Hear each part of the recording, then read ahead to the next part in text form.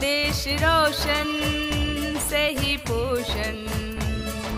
आ जाओ मिलके कहेंगे हम, सही पोषण देश रोशन, देश रोशन सही पोषण। आ जाओ मिलके कहेंगे हम, सही पोषण देश रोशन, देश रोशन सही पोषण।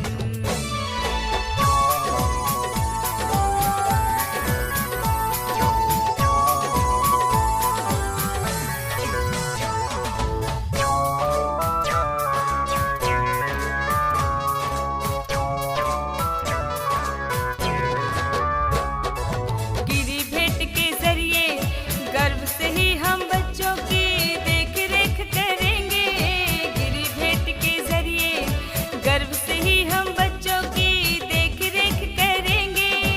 ऐसा शपथ लिया है कुपोषण दूर करेंगे, ऐसा शपथ लिया है कुपोषण दूर करेंगे। सही पोषण देश रोशन, देश रोशन सही पोषण, सही पोषण देश रोशन, देश रोशन सही पोषण।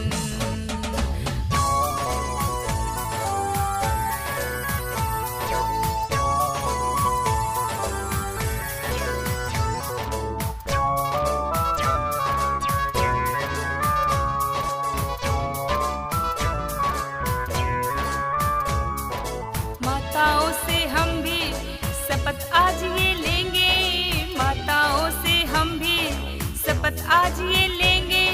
6 माह तक केवल स्तनपान ही देंगे, 6 माह तक केवल स्तनपान ही देंगे। सही पोषण देश रोशन, देश रोशन सही पोषण, सही पोषण देश रोशन, देश रोशन सही पोषण।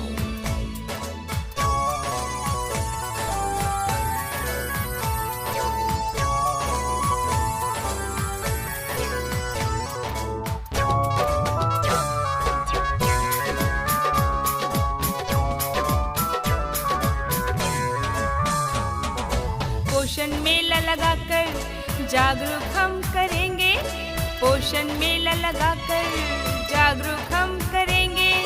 सही ज्ञान देकर हम कुपोषण दूर करेंगे, सही ज्ञान देकर हम कुपोषण दूर करेंगे। सही पोषण देश रोशन।